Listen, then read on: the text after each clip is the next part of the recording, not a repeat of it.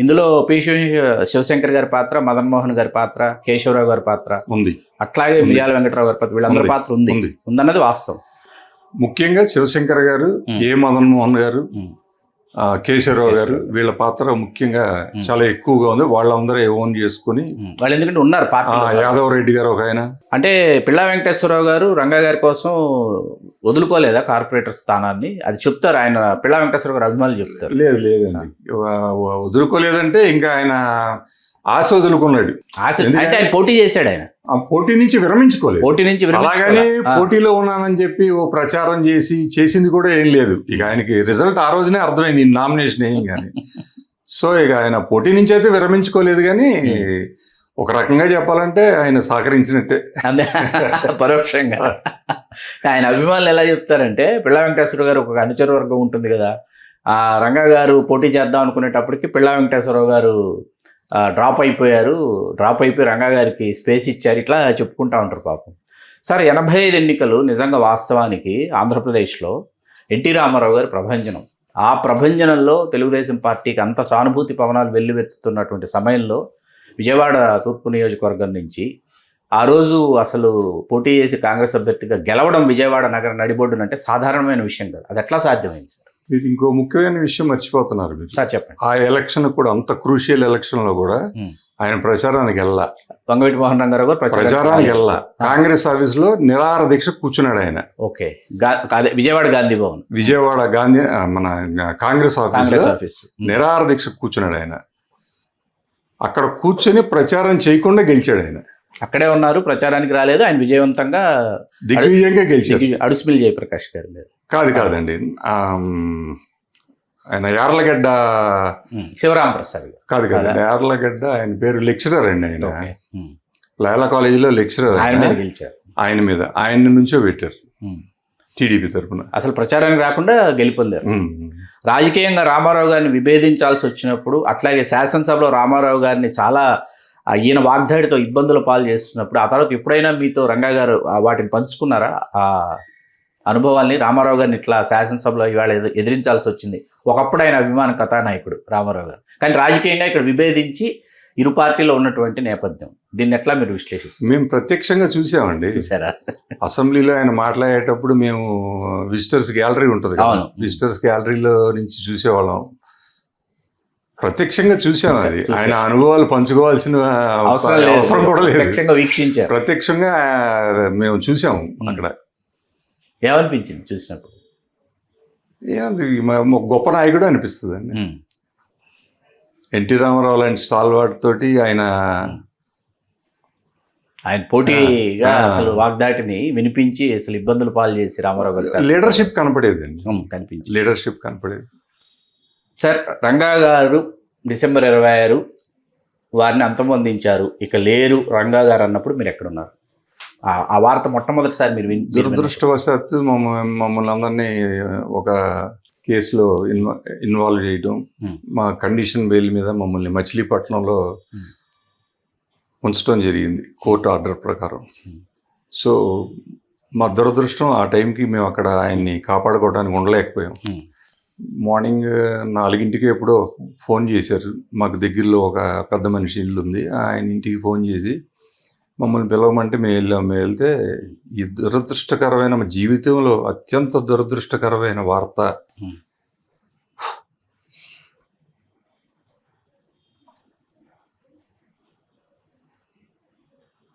ఈ రోజు వరకు ఎప్పుడన్నా విన్నామంటే అదే ఎందుకంటే అంతటి మహోన్నత నాయకుడిని కోల్పోయామన్న బాధ చూడనటువంటి చాలా సామాజిక వర్గాలు, చాలా ప్రాంతాలు, వాళ్ళకి ఐఎమ్ ఫ్రమ్ రాయలసీమ. ఇప్పుడు మా ప్రాంతంలో మా జనరేషన్స్ రంగా గారిని చూడలేదు, మా తర్వాత జనరేషన్స్ రంగా గారిని చూడలేదు, వాళ్ళందరూ కూడా రంగా గారి అభిమానులు. ఎందుకు ఏమిటంటే ఆయన పీడిత తాడిత బడుగు బలహీన వర్గాల పక్షాన్ని నిలబడ్డాడు. అందరూ రంగా గారిని సామాజిక కోణంలో, ఆయన సామాజిక వర్గానికి ఆయన ఏదో చేశారనేటటువంటి మాటలు మాట్లాడతారు, కానీ కాదు, రంగా గారు కేవలం ఆయన సామాజిక వర్గానికి చెందినటువంటి నాయకుడు కాదు, ఆయన సామాజిక వర్గంలో పుట్టి ఉండవచ్చు, ఆ సామాజిక వర్గం ఆయన సొంతం చేసుకుని ఉండవచ్చు. ఎందుకంటే ఏ సామాజిక వర్గానికి ఒక ఫేస్ ఆఫ్ ద సొసైటీ, ఒక ఫేస్ ఆఫ్ ద కమ్యూనిటీ కావాలి కాబట్టి. కానీ ఆయన అందరి తరఫున అందరి పక్షం వహించి ఎవరికి ఏ కష్టం వచ్చినా ఆపత్కాలంలో అండగా నిలిచినటువంటి రంగా గారు లేరు అన్నది ఈవేళ రాష్ట్ర వ్యాప్తంగా అసలు సంబంధం లేకుండా ఆయా ప్రాంతాల్లో ఆయా వయసుల వాళ్ళు ఆయన విగ్రహాలను ఈవేళ ఆవిష్కరించుకుంటున్నారు అంటే అది నిజంగా ఆయన వేసినటువంటి అది ఒక విధంగా చెప్పాలంటే ఒక తాత్విక పునాది తెలుగు నేల మీద. సార్, మొన్నటికి మొన్న పవన్ కళ్యాణ్ గారు చేసినటువంటి వ్యాఖ్యలు, మీరు ఆ రోజు అందరూ ఉన్నారు కదా, అసలు మీరు ఏం చేశారు, మీరు వెళ్ళి రంగా గారిని మీరు ఎందుకు కాపాడుకోలేదు ఆయన ఒక వ్యాఖ్య చేశారు. ఆయన దాని పట్ల మీ రియాక్షన్? నేను తెలియక చేసిన వ్యాఖ్య అనుకుంటున్నాను. ఎందుకంటే రంగా గారికి మీకు చెప్తాను, 25వ తారీఖు నైట్ అంటే ఎవ్రీ డే ఈవినింగ్ 9 ఆ టైంకి మేము ఫోన్ చేసి మాట్లాడతాం అలవాటు నాకు, మాకు మీకు మచిలీపట్నం నుంచి. ఆయన నిరాహార దీక్ష చేసే శిబిరంలో ల్యాండ్ లైన్ ఉండేది. ఆ రోజు కూడా మాట్లాడామండి, 9:30కి మాట్లాడాను నేను. మాట్లాడితే నేను ఆయనతో అన్నాను, ఎక్కడో మచిలీపట్నం 70 కిలోమీటర్ల దూరంలో ఉన్న మచిలీపట్నంలో చెప్పుకుంటున్నారు రంగా గారిని చంపేయడానికి ప్లాట్ జరుగుతూ ఉంది, ఆయన ఏంటి ఓపెన్ ఆఫర్ ఇచ్చినట్టు రోడ్డు మీద కూర్చున్నారని చెప్పని అనుకుంటున్నారండి అని అంటే ఆయన 2 బలమైన కారణాలు చెప్పాడండి. ఒకటి, నేను ఎక్కడికన్నా 1 నెల 2 నెలల్లో వీళ్ళకి దూరంగా వెళ్ళి ఉందాము అని అంటే ఫైనాన్షియల్ ఇది లేదు, స్ట్రెంగ్త్ లేదు. 2, ఒకవేళ ఇక్కడుంటే విజయవాడ నగరంలోనే ఉండి నేను ఎప్పుడు బయటికి వెళ్ళినా 100-150 మంది నాకు సెక్యూరిటీగా బయలుదేరుతున్నారు ఆయనకు మళ్ళీ నన్ను కాపాడుకుంటానికి. నా హత్య అనేది అనివార్యం అనేది నాకు తెలుసు అని చెప్పారు. ఇలాగే చెప్పాడు ఆయన, నా హత్య అనేది అనివార్యం 100%, నేను ఎక్కడున్నా చంపుతారు. నిరాహార దీక్ష శిబిరంలో కూర్చుంటే తక్కువలో జరుగుతుంది నష్టం, బయట తిరుగుతుంటే 100-150 మంది ఉంటారు కాబట్టి నష్టం ఎక్కువ జరుగుతుంది. అందుకని ఈ నిర్ణయం తీసుకుని నేను పైపెచ్చు ఈ పట్టాల విషయం కూడా కలిసి రావటం, పోలీసులు హరాస్మెంట్ స్టార్ట్ చేయటం, పట్టాలు కృష్ణలంక ఇక డెసిషన్ తీసుకున్నాను నేను నిరాహార దీక్షలో కూర్చోవాలని చెప్పని. ఈ 2 బలమైన కారణాలు. అంటే ఇతరులకు నష్టం జరగకూడదు. ప్లస్ ఇంకొకటి, ఆ రోజున తెల్లవారుజామున 6ంటికి సుధీర్ కుమార్ శివశంకర్ గారి అబ్బాయి రావాలి శిబిరం దగ్గరికి. పైపెచ్చి ఆ రోజు క్రిస్మస్ 25వ తారీఖు రాత్రి అందరినీ వెళ్ళిపోమన్నారు ఆయన. స్వయంగా ఆయనే ప్రతి ఒక్కళ్ళని మీరు వెళ్ళిపోయి మీ క్రిస్మస్ ఇవన్నీ సెలబ్రేట్ చేసుకుని, ఎందుకంటే ఎక్కువ మంది ఆ సామాజిక వర్గం వాళ్ళు ఎక్కువ ఉండేవాళ్ళు, అనుయాయులు అనుచరుల్లో వాళ్ళు ఎక్కువ మంది. అలా వాళ్ళందరినీ పంపించేసి పొద్దున్నే 6 o'clock వచ్చాయి. గుణదల ప్రాంతం నుంచి వచ్చేవారు ఆయన కోసం. గుణదల ఏంటండి, పెజ్జోనపేట, ప్రైజర్పేట, 1 town నుంచి అంతా ఎక్కువ మంది ఆ సామాజిక వర్గం ఉండేవాళ్ళు. ఆ ఒక్కలే కాదు, అన్ని సామాజిక వర్గాలు, ముస్లిమ్స్ ఉండేవాళ్ళు, బ్రాహ్మిన్స్ ఉండేవాళ్ళు, అన్ని సామాజిక వర్గాలు ఉండేవాళ్ళు. వాళ్ళందరినీ ఆయన పంపించేశారు స్వయంగా.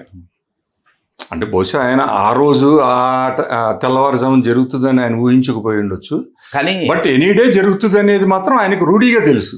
మానసికంగా సంసిద్ధులు అయిపోయారు, ఆయన సంసిద్ధమై కూర్చున్నారు. హలో, తెలుగు రాజ్యం ఛానల్ చూస్తున్నారా? సామాజిక రాజకీయ జీవన చిత్రణే తెలుగు రాజ్యం. అతిశయోక్తులు అసత్యాలు ఉండవు. రాజకీయ కోణం కాదు, ప్రజా కోణమే కొలబద్ద.